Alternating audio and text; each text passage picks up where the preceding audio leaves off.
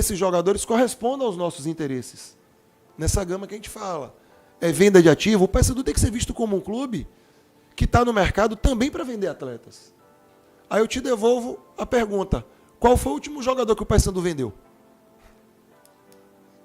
Marlon, e que não é do clube. Formado no clube, qual foi o último? Pikachu. Com destaque o Pikachu. Quantos anos atrás? 2015. Assim, o Rodrigo Andrade foi vendido quando saiu daqui? Eu não sei. O Leandro Carvalho foi vendido? Não sei. Mas é muito pouco, gente. É muito pouco. Então a gente tem que trabalhar com mais atenção nesses jovens. São todos que vão corresponder? Naturalmente não. Como não são todas as contratações que a gente vai fazer que também vão corresponder. Agora a gente tem que aumentar o índice de acerto. Principalmente nas contratações. Porque eu digo que o jogador da base, ele já está tendo que passar por um ciclo de contratação a cada ano. A cada ano tem contratação e dispensa, contratação e dispensa. Se um garoto viveu 5 anos na base do Paysandu e quando ele chegou com 20 anos a gente disse que ele não tem condição de jogar no Paysandu, a gente errou lá atrás. A gente errou desde a formação. Se a gente já via que esse garoto não tinha o perfil de jogar no Paysandu ou de ser um ativo econômico, por que a gente não oportunizou outros desde a formação? Então essa mudança de mentalidade que eu quero contar com o torcedor bicolor. Para a gente conseguir transformar o clube em um clube que o mercado veja e fale assim, pô, o Paysandu forma jogadores interessantes, ou o Paysandu tem ativo. Claro que o objetivo é esportivo primeiro. É estar em divisões do brasileiro acima, é conquistar títulos, que é para isso que o Paysandu foi fundado. O Paysandu foi fundado para ser campeão. Tanto que, se eu não me engano, o Paysandu é o terceiro maior campeão estadual do Brasil. Ele está atrás do ABC e do Bahia, empatado com o Atlético Mineiro. Não é isso? O Paysandu é o maior campeão da Copa Verde. O Paysandu no Norte é o time que tem mais título da Série B do Brasileiro. E é o único time que tem um título nacional, que foi a Copa dos Campeões. Então a gente tem que conseguir equilibrar essas expectativas. Falando, lá vou dando a resposta longa de novo. Quando a gente pega o mercado do Brasil nos anos 80 e 90, os times que tinham grandes torcidas no estádio eram os times mais fortes, porque a principal receita era a bilheteria.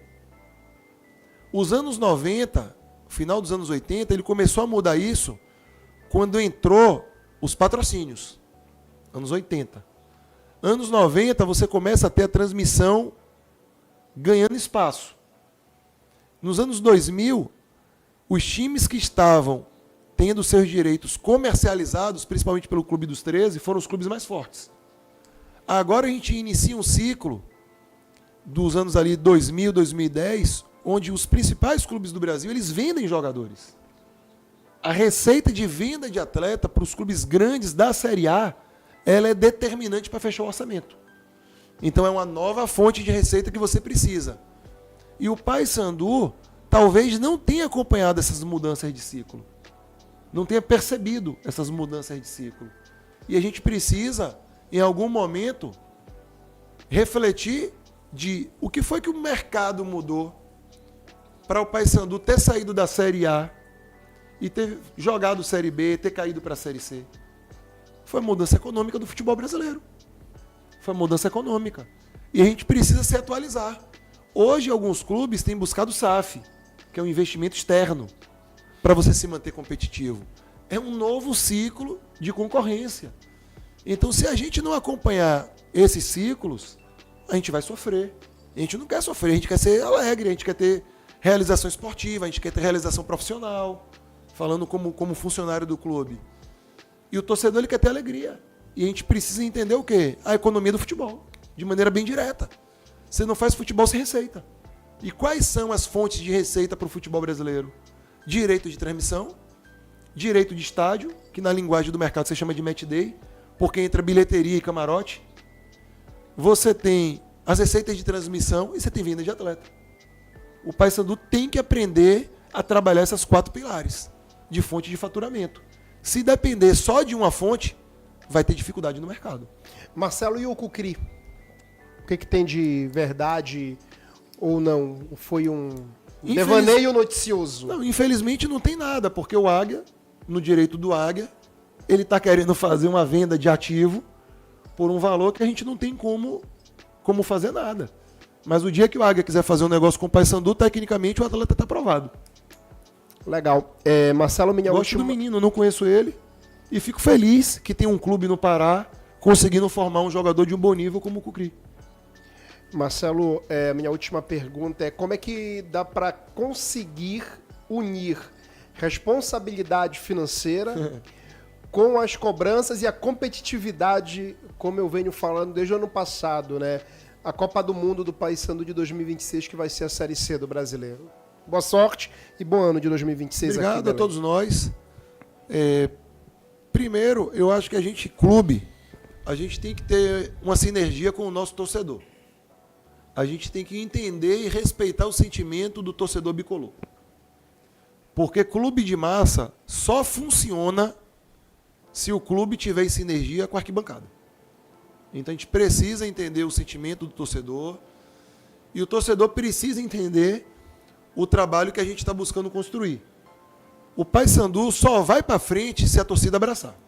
Não estou transferindo responsabilidade, não. Estou dizendo como todo clube de massa funciona. Clube de massa só funciona quando a arquibancada tem sinergia com o clube. Quando o time dentro de campo tem sinergia com a arquibancada. Então a gente precisa ter essa parceria. Então nesses momentos que a gente pode falar um pouco do projeto esportivo do Paysandu, é uma oportunidade que a gente tem de explicar para o torcedor o que a gente está querendo construir, como a gente está querendo trabalhar, sendo sincero com o torcedor, que a nossa situação financeira é apertada, mas nós vamos trazer jogadores para termos um time competitivo, sim, e sempre buscando esse encaixe. A gente sabe que se o time começa a performar, naturalmente, o sócio melhora.